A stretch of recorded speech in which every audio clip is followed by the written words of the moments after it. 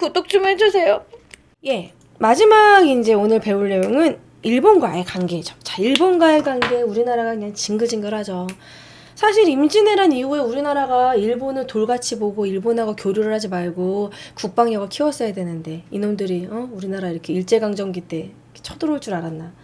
자, 우리나라는 일본한테 당하고도 또 교류를 하고 통신사를 파견합니다. 저는 이 부분이 참 이해가 안 됐거든요. 우리나라 너무 착한 것 같아. 자, 일본과의 관계 정리를 한번 해보도록 하겠습니다. 자, 일본과의 관계는 1607년부터 이제 국교 재개를 해요. 여기서 짧게만 보시면 되는데, 1607년. 사실 일본과의 관계는 임진왜란 전에 막 삼포회란부터 해가지고 뭐 그런 을묘해변 그런 부분이 더 촘촘하게 좀 어렵고요. 뒷부분은 그렇게 많진 않아요. 1607년에 바로 임란 이후에, 임진왜란 이후에 최초로 이제 국교 재개를 하게 됩니다. 국교 재개를 하는데 국교를 다시 재개, 이제자가 맞아요.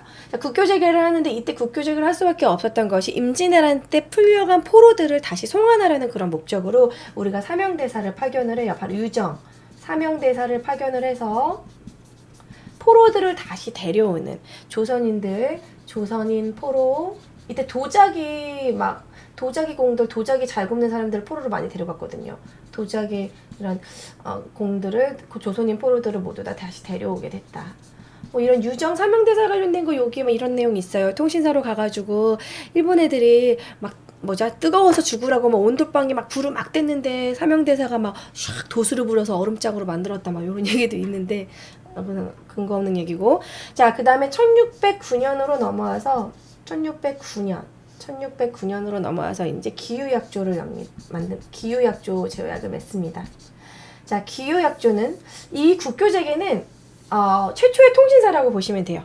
자, 사명대사를 파견해서 이것이 이제 최초의 통신사 파견, 조선 통신사 파견이라고 보시면 되고, 통신사 파견은 계속 쭉 이어집니다. 몇 년도까지 이어지냐면 1811년까지. 올해도 파견을 하죠. 자, 기유약조는 내용 심플해요. 기유약조는 부산에다가 외관을 설치해가지고 뭔가 좀 이렇게 우리가 외교를 시작하게 되는데 제한된 교섭을 하기 시작했다. 일본의 요청에 의해서. 그리고 일본의 요청에 의해서 우리나라가 통신사를 파견을 해서 총 몇 회나 통신사를 파견하냐면 총 12회. 통신사를 파견을 하는데 괜히 도와줬어. 뒤통수 칠 줄 알았으면. 그쵸? 왜 파견한 거야? 그냥 못 살게 내비두지. 자, 통신사를 파견을 해가지고 각종 문물이나 문화 같은 거, 조선에 이때까지만 해도 우리는 선진이었다고요. 조선의 선진 문화를 주로 도자기 만드는 법, 문화적으로 이렇게 뭐 불상 만드는 거, 이런 선진 문화를 우리가 전파해 줍니다. 조금 더 깊이 있게 공부를 하신다면 요거 때문에 일본에서는 반대적으로, 일본에서는 우리나라의 문물이 막 발달하고 이때 우리나라 문화가 이게 전달되면서 유행을 하게 되니까 일본에서는 지네 나라의 오히려 국학운동이 이때 요것에 반대해서 국학운동을 자극하게 되는 자극제가 되기도 했다라는 거. 그래서 여기는 사실 그렇게 중요한 내용은 많지 않아요. 그냥 통신사를 임진왜란 이후에 쭉 파견을 했다라는 거, 기유약조 정도 알아주시면 될 것 같고요. 오늘 정말 중요한 부분은 바로 울릉도와 독도 부분이죠. 울릉도와 독도 부분은 다음에 필기하는 걸로 할게요.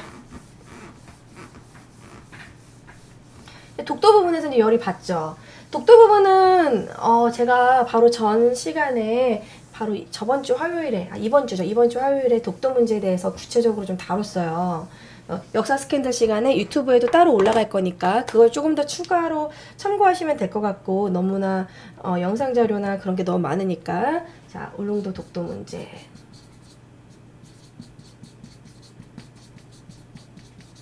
저는 이제 여기서는 교과서적인 내용만 다루는 걸로 하겠습니다. 심플하게 좀 끊어서 할게요. 저번에 필기를 너무 많이 했더니 많더라고요. 자, 애초에 이제 여기 삼국시대부터 삼국시대 그리고 이제 고려는 띄어넣고 조선시대로 넘어가고, 그리고 1882년 연도만 좀 먼저 적어 놓을게요. 그 다음에 1900년 조선 고종 때 칙령, 그 다음에 1904년, 그리고 1905년. 이거를 여기다가 좀 앞으로 해서 1905년 이렇게로 딱 중요한 것만 짚고 넘어가도록 하겠습니다.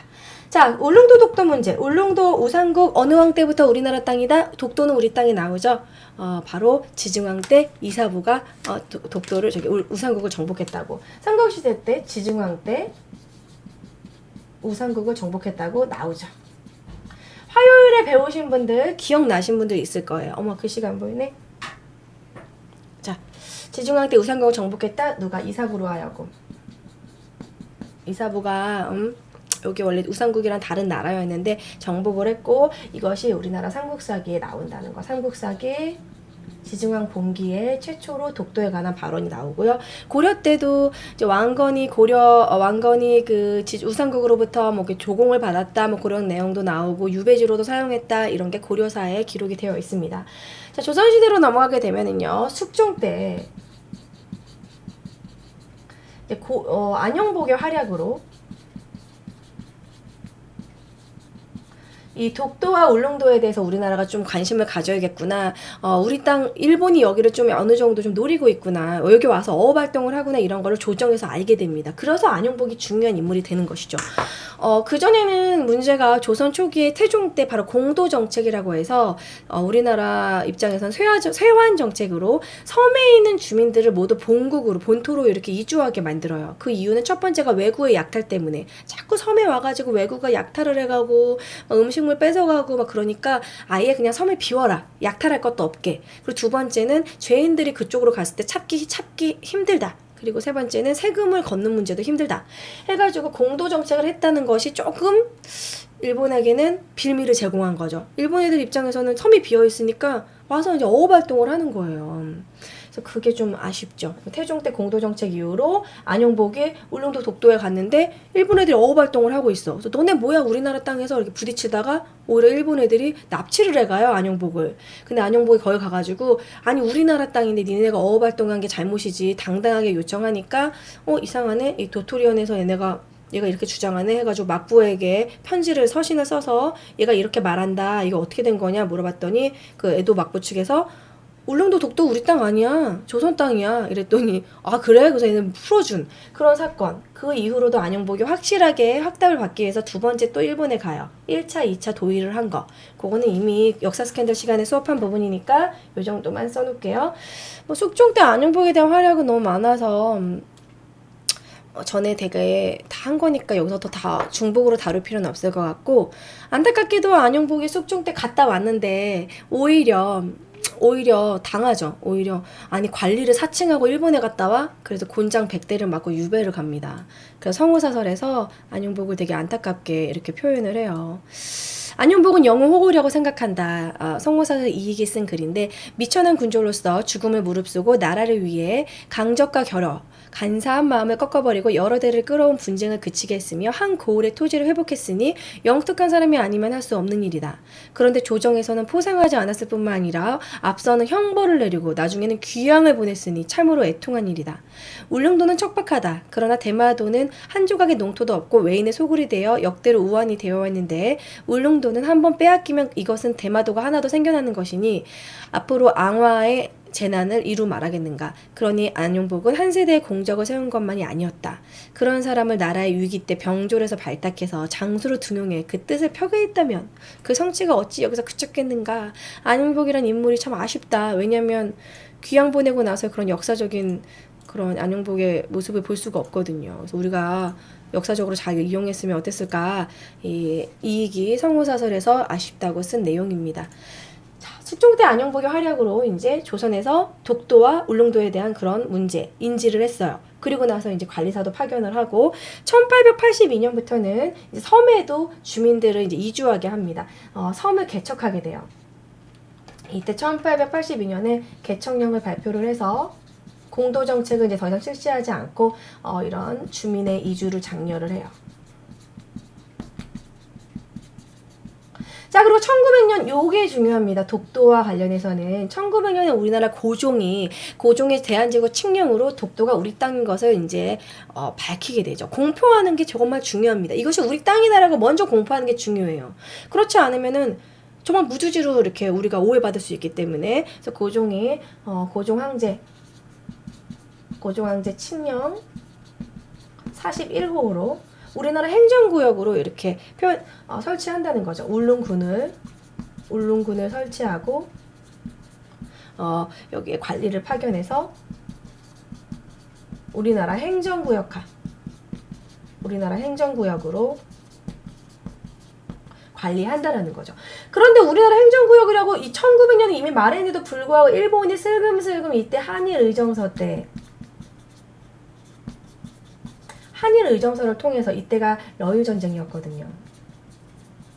러일 전쟁 시기에 러시아와 일본 그 위치에 독도가 딱 알맞은 위치에 있지 않습니까? 보시면 지네들이 거기다가 이제 배들이 선착할 수 있는 그런 군사용 이런 레이더 같은 거 만드는 그런 망루를 설치하려고 했던 거예요. 자, 여기가 보시면 여기가 러시아고 이때 중국 청나라였고, 자, 우리가 이게 조선이면 자, 일본 입장에서 여기 이게 울릉도와 독도가 딱 이제 러시아 가는 기지로 딱 쌓이기 좋았던 것이죠. 그래서 여기다가 불법으로 망루를 설치한다고 해가지고 불법 점거를 합니다. 한일 의정서 때 일본 애들이 울릉도와 독도를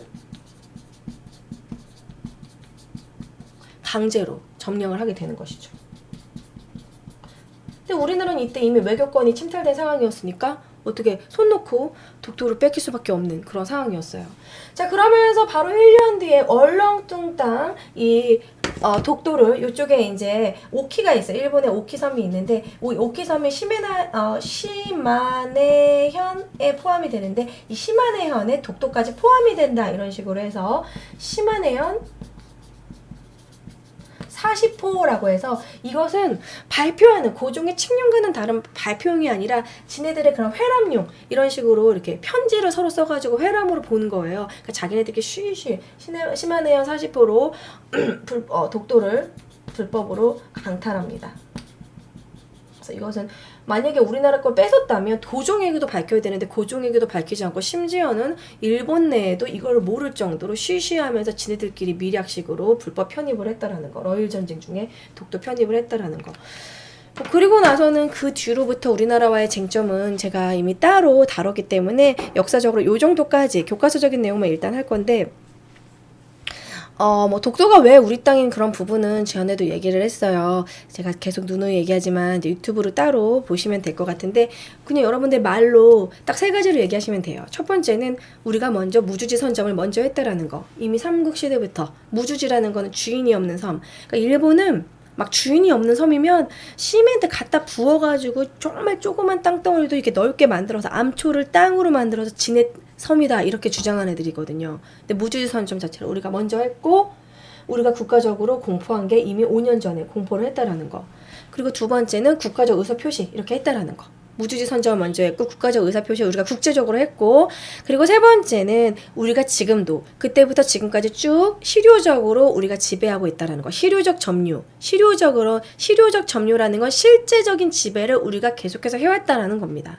그런데 한 번도 일본 것이 아니었는데 일본은 거기서 어업 활동을 했다는 이유만으로 와서 바다 사자를 엄청나게 포획했다는 이유만으로 원래 자기네 땅이었다고 우기고 있고 만약에 원래 지네 땅이라고 우겼다는 건 또 말이 안 되는 것이 이때 시마네현 40호 독도 강탈 이 내용이 독도를 무주지로 인정하여 지네 땅으로 만들었다고 하는데 또 여기서 또 무주지래.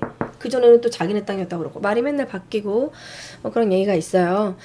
그거 말고도 독도 얘기는 워낙 제가 전에 다 영상을 다 보여드렸으니까 팔도총도에도 독도가 우리 땅으로 이제 나오는 팔도총도도 있고요. 그리고 세종실록 지리지 독도 기록에 보면 세종실록 지리지에서 우리나라 독도에 관한 글이 나옵니다.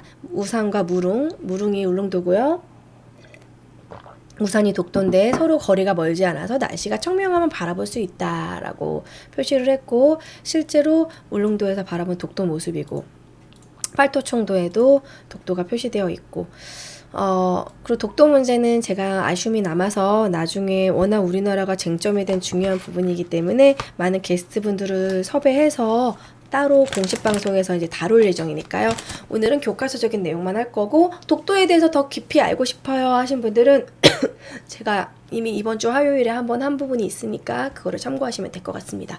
자, 교과서적인 내용으로는 요 정도까지만 울릉도 독도 문제를 다루시면 돼요.